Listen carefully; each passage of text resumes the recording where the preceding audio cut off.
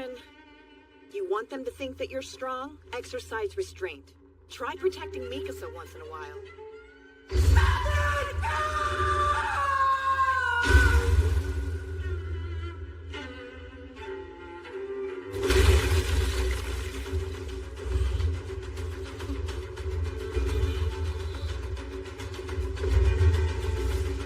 Hello everyone. Welcome back to Sansan, Best Anime Reaction. We've finally reached the final episode of Attack on Titan Season 2. Last episode set the stage with massive tension and unresolved conflicts, making this finale feel incredibly important. In this episode, I'm expecting emotional payoffs, intense action, and possibly new mysteries to set up the future seasons. Season 2 has been darker, more psychological, and full of shocking twists. I'm really excited and nervous to see how it all ends. Let's start episode 12 and finish this incredible season together.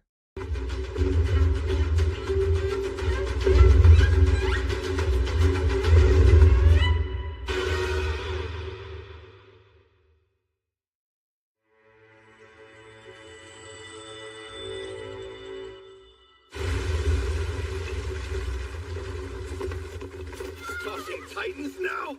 That son of a bitch has gone berserk!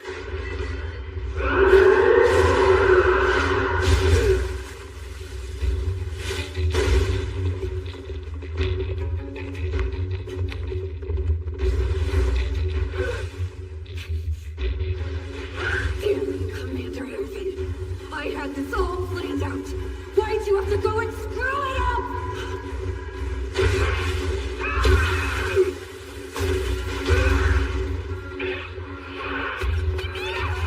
Tommy, over there! I see!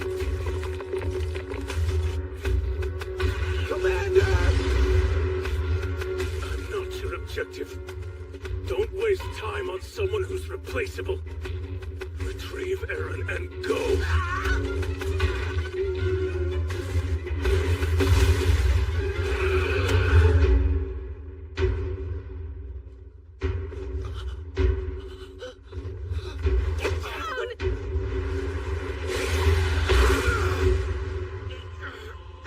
Are you insane?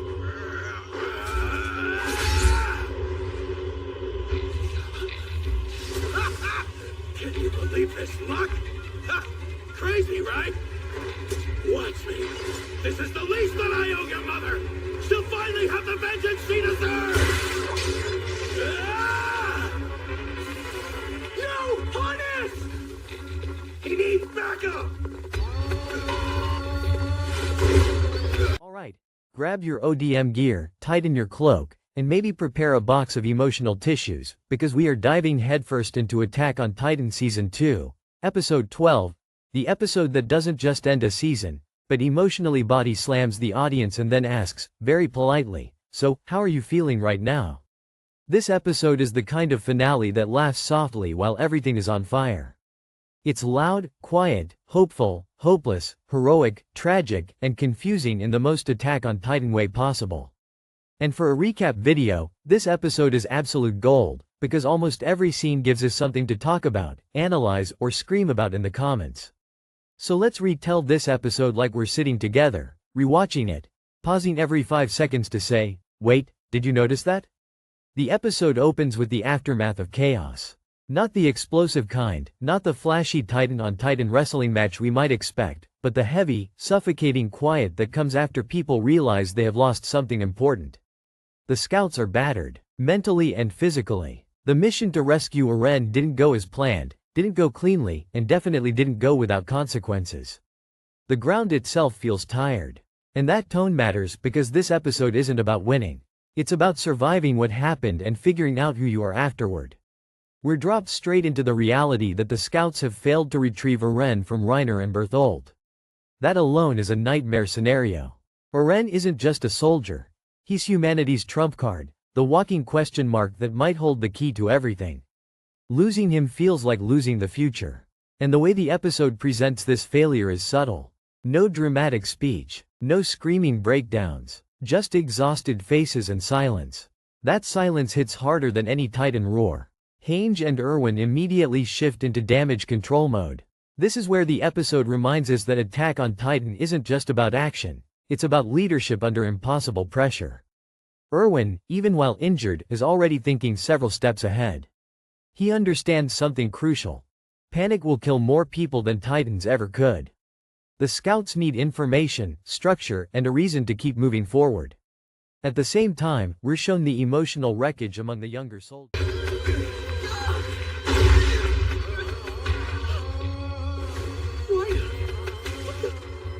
Doesn't he care if Eren gets eaten? Move it or lose it, asshole! I'm tired of your shit!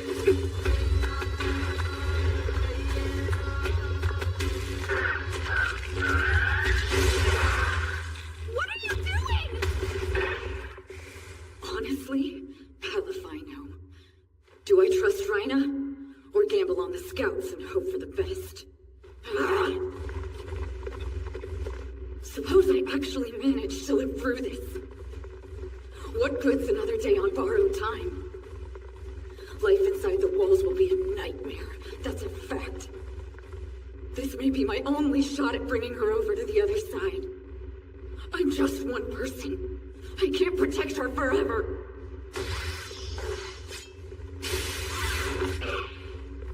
Krista! No, no more. Sorry, from now on I'm Historia. Okay, so tell me. What did you mean exactly by handing me over? Would it really have saved you, or was that a lie? Stupid question. Of course it was. Why then? Why go to the trouble? Was it me? You were trying to protect me again. Heads up! Listen to me. You need to take your own advice. You understand me? Stop putting yourself on the line. You need to live your own life. Live it with me. I never told you this before, but however bad things get, as long as we're together, I'm not afraid.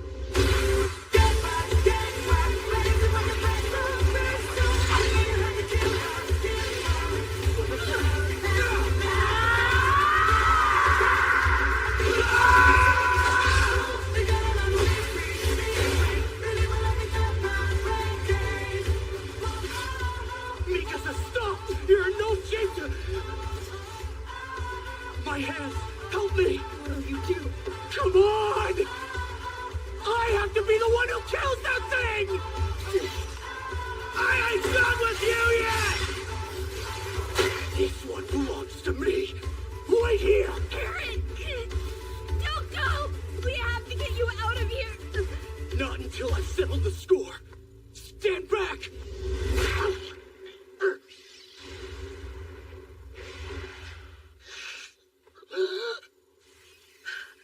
What?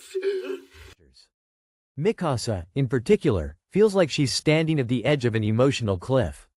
Eren has always been her anchor. When he's gone, her sense of direction fractures. What's fascinating here is that the episode doesn't let Mikasa be a simple, strong protector archetype. She's powerful, yes, but she's also deeply human. The way she looks around, as if expecting Eren to suddenly appear, hurts in a very quiet way. Meanwhile, the civilians are being evacuated again. Another wall, another retreat, another reminder that humanity is always moving backward, never forward. This repetition is important. It reinforces the idea that the war against Titans isn't progressing the way people were promised. Every evacuation feels like a betrayal of hope, and the people know it. They don't scream anymore, they just move. Then we get one of the most deceptively calm but emotionally loaded scenes of the episode. The conversation between Ymir and Historia. If earlier episodes planted the seeds of their bond, this episode lets those seeds bloom into something painfully clear. Ymir is different here. Quieter, more deliberate. She's not cracking jokes or acting wild. She knows something the others don't, and that knowledge is heavy. Ymir decides to return to Reiner and Bertholdt. Let that sink in. From a surface-level perspective, this decision looks insane. Why would she go back to the enemy? Why would she willingly walk into danger? But this episode does a brilliant job of framing Ymir's choice not as betrayal, but as sacrifice. Ymir understands the larger picture better than most characters at this point. She knows that Reiner and Bertholdt are not simply monsters wearing human faces. They are people with their own chains, their own orders, and their own impossible choices. More importantly, Ymir knows what Historia represents. Historia is royalty, even if she doesn't fully accept it yet. She's a symbol, a future pivot point for humanity. And Ymir, for all her sarcasm and selfish talk, has always been someone who protects what she believes in. In this episode, it becomes clear that Historia is that belief. The farewell between Ymir and Historia is one of the emotional cores of the episode.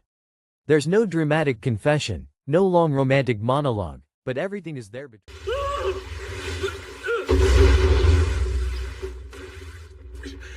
Commander! Sir, the armor! It's coming this way! Sean!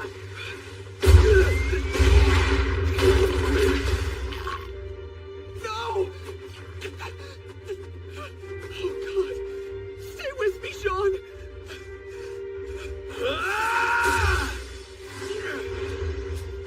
No! Don't do this! Not now! Aaron, stop.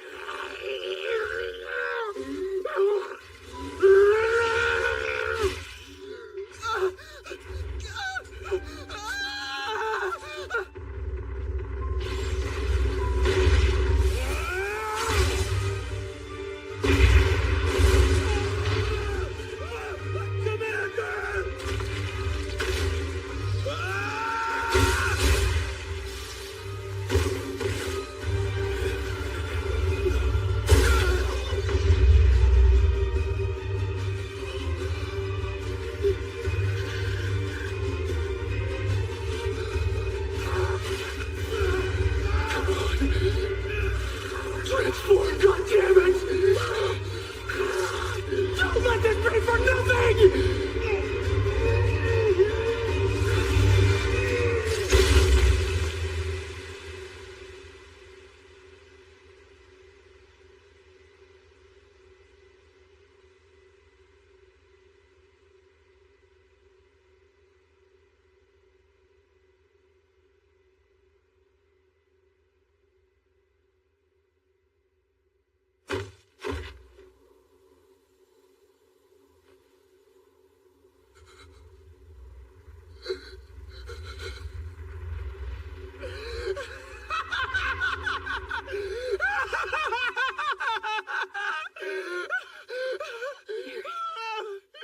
Look at you! You haven't grown up one goddamn bit! You're still as useless as you've ever been! Nothing's changed!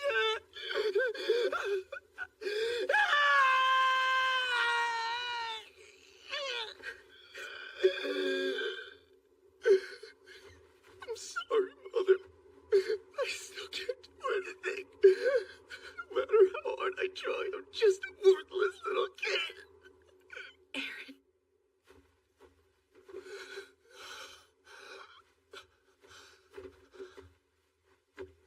Stop, that isn't true. Between the lines. Ymir tells Historia to live for herself, not for others. And that line isn't just advice, it's Ymir's confession. She has lived her entire life reacting to the world, to guilt, to punishment, to survival. Historia, in Ymir's eyes, still has a chance to choose differently. This scene resonates because it flips expectations. The so-called selfish character is the one making the most selfless choice. And the girl raised to be kind and obedient is being told that kindness alone will destroy her. That emotional contradiction is peak Attack on Titan writing. As Ymir leaves, there's this lingering feeling that something irreversible has just happened. Not in a someone died way, but in a the world has shifted slightly off its axis way. The scouts lose another piece of certainty. Another ally. Another question mark is added to the ever-growing list of mysteries.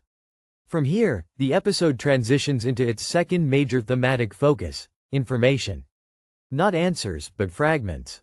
Erwin begins piecing together patterns, not with the clarity of a solved puzzle, but with the dread of realizing the puzzle is much larger than anyone imagined.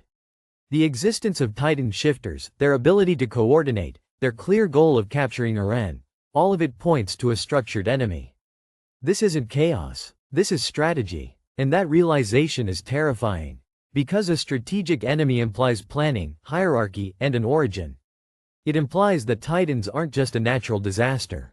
They're a weapon, and weapons are wielded by someone. We then get to one of the most important emotional beats of the episode, Eren himself.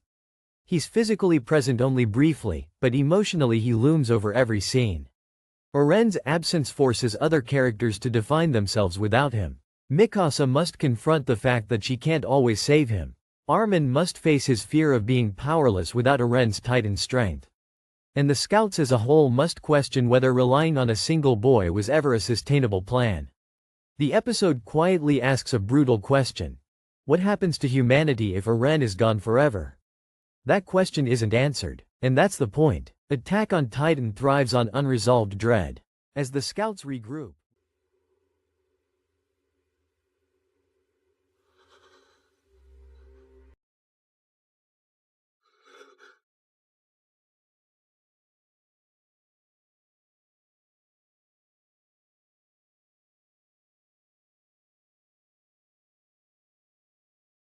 Hey. Thank you. I've been meaning to tell you that.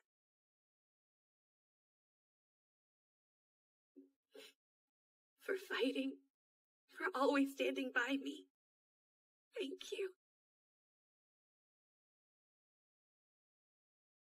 For pushing through, for showing me how to live with purpose. I'm grateful.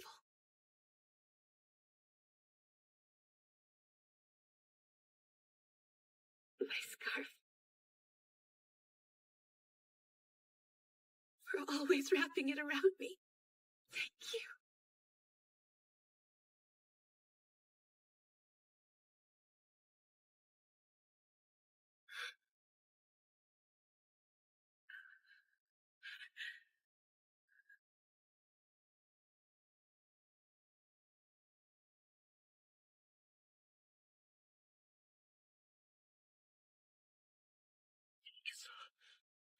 I will always wrap your scarf.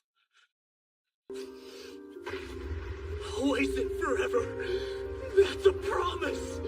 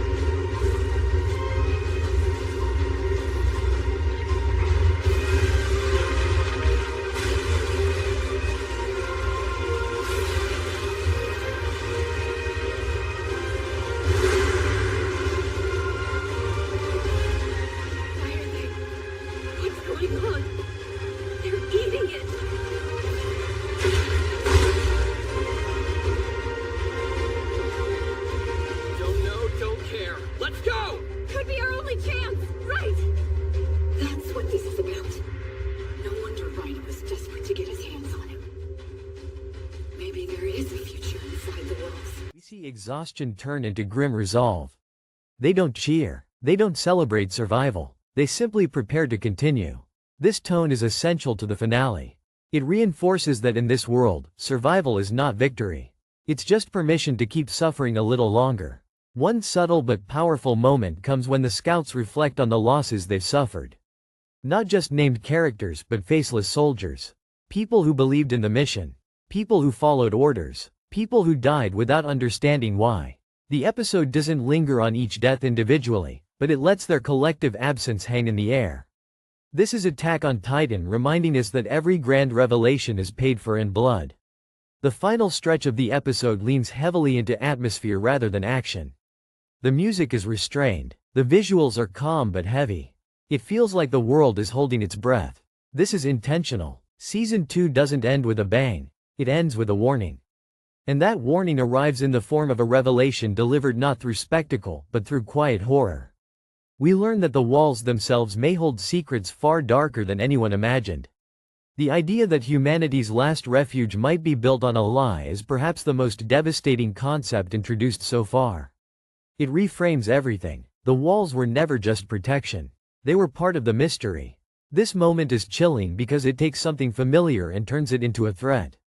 The walls have always been safety, home, stability. Now, they're suspect. And once safety becomes uncertain, nowhere feels secure. The episode closes not by resolving arcs, but by opening wounds.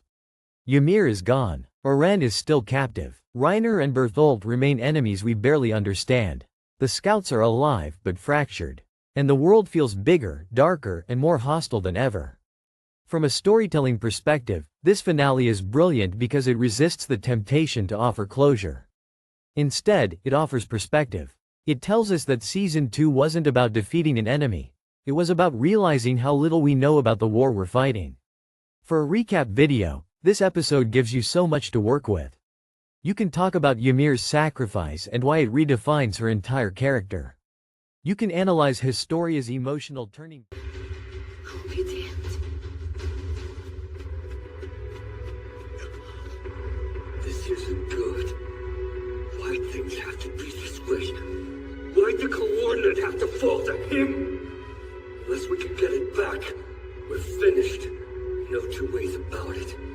Of all the people in the world that power could have gone to, Eren is by far the worst. Get away from us! Rat bastards! I'll kill you where you stand!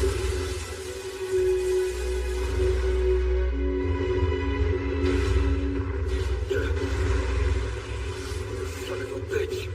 Bertholdt! I can't protect him like this! What the hell is going on? Eren! Can you ride? Yeah. Then hurry! This may be our only window. Soldiers, retreat!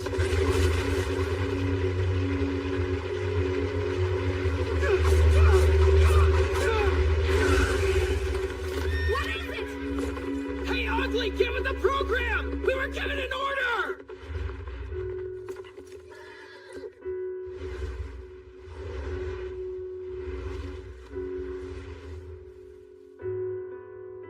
Please forgive me.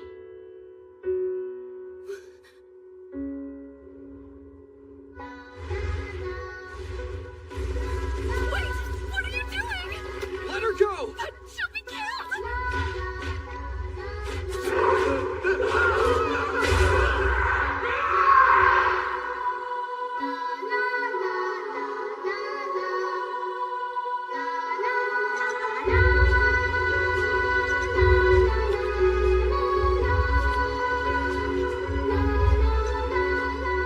At the time, Ymir's decision to turn back puzzled me, though I suspected it had something to do with why the armored titan didn't give chase.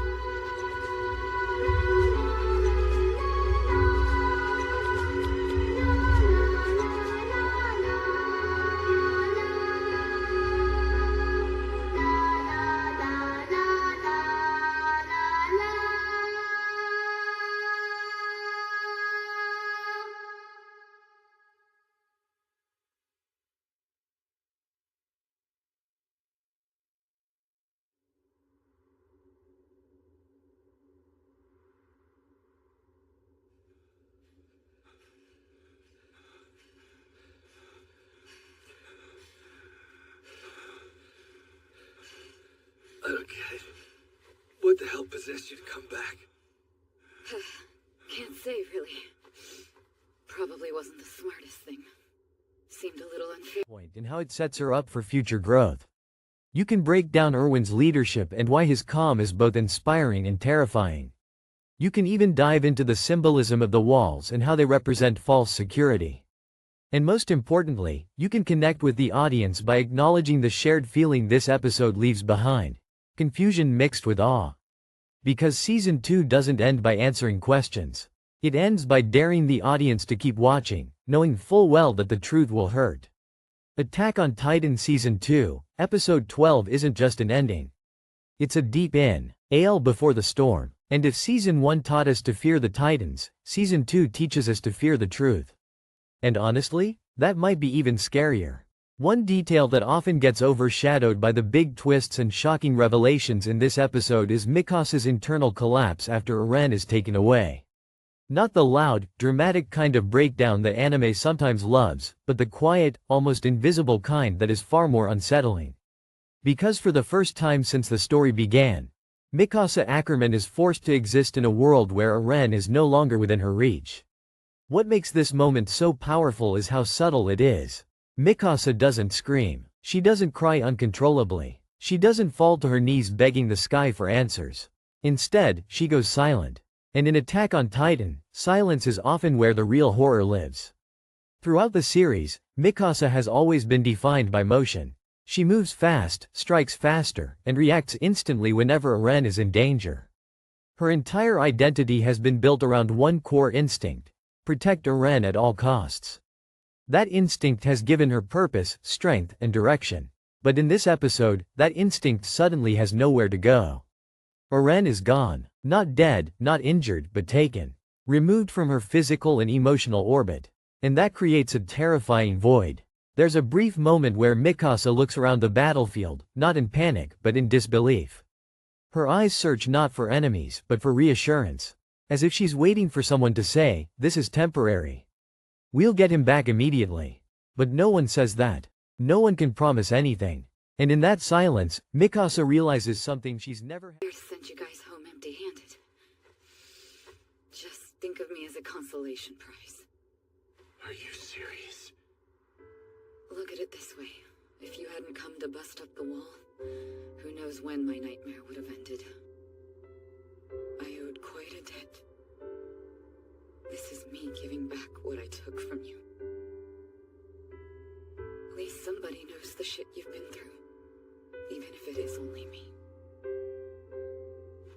Yeah, well, thank you. Sorry. No worries. Being a goddess had its perks, while it lasted.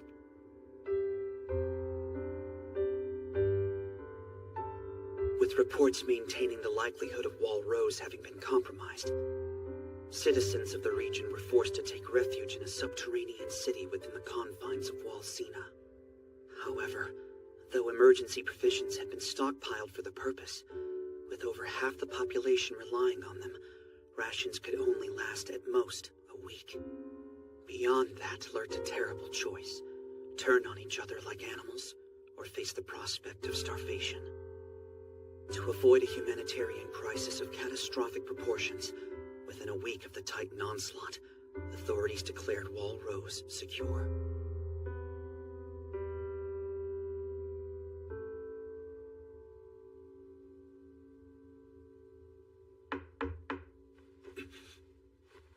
Anji, come in. Pardon the intrusion, Erwin. Commander Pixis, glad we caught you. This is... State your name. Sir, Connie Springer, sir. 104th Cadet Corps.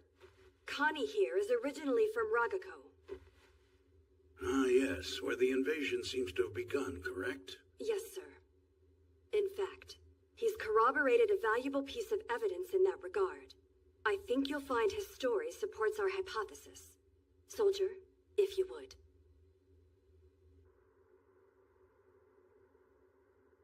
I allowed myself to be kidnapped. It's my fault. Because of me, the Scouts lost over half of their veteran contingent. All in a single rescue attempt. Still, though, there were no casualties on the way back. The Titans completely ignored us. They were too fixated on Rhina and the others. Sean and I, we mulled it over between us once we got back. me out. Suppose they acted that way because of you. Just a thought, of course. Had to fully confront before. She is not in control. This is devastating for her character. For Mikasa, strength has always equaled certainty. As long as she was strong enough, fast enough, decisive enough, she believed she could protect what mattered. Episode 12 quietly dismantles that belief.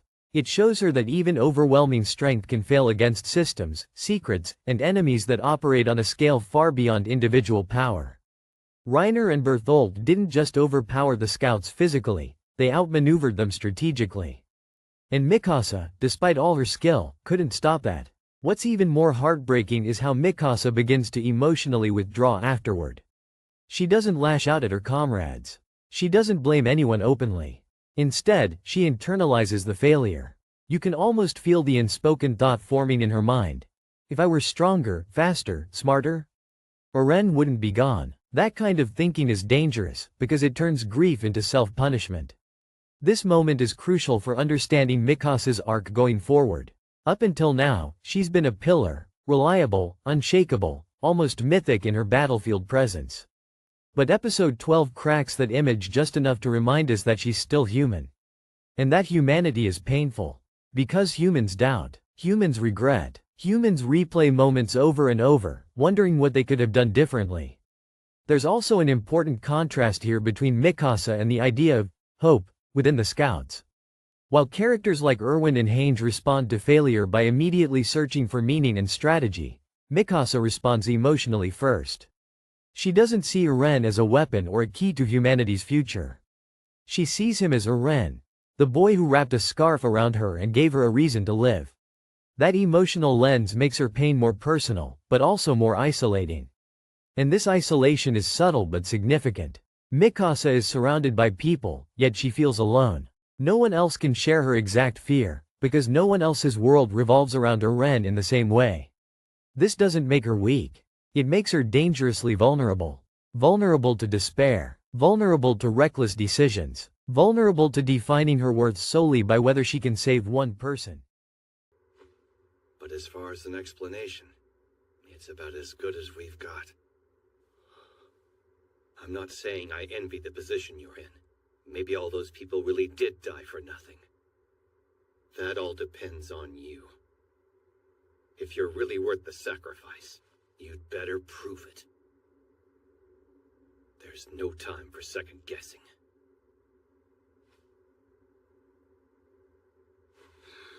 You're right. I have to be decisive. If this is real, if I can control Titans, I have to plug up Walmaria, then make Reiner answer for what he's done. People died for me. I have to earn what they gave. Come again? You're saying the Titans responsible for this were the citizens of Ragako? I see. So, in actuality, Titans are human beings. Well, we don't have proof yet. Great. Perfect. I've spent all this time, all this energy. And the things I've been carving through like carrion were people. Look, we don't know for certainty.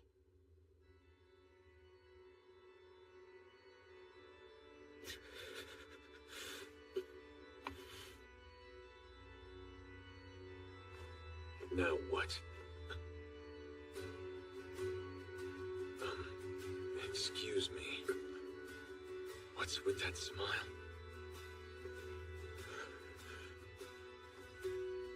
Oh, it's nothing.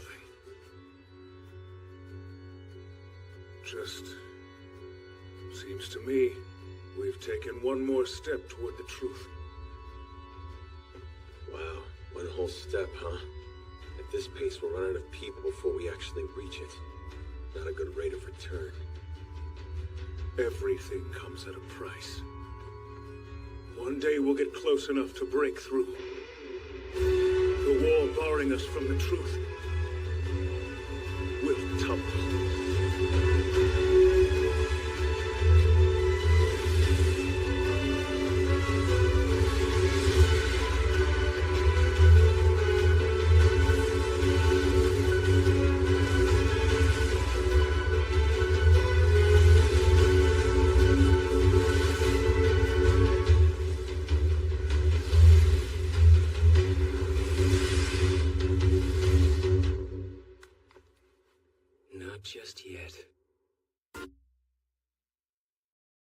Thank you so much for watching this video on General Sansan Anime. I really appreciate you spending your time here and sharing this anime journey with me. If you enjoyed this reaction, don't forget to hit the like button, subscribe to the channel, and turn on the notification bell so you won't miss any upcoming videos. Your support truly means a lot and helps the channel grow stronger every day. I'll be back very soon with more exciting reactions, emotional moments, and unforgettable anime scenes for all of us to experience together. Until next time, take care, keep enjoying anime, and I'll see you in the next video. Bye bye.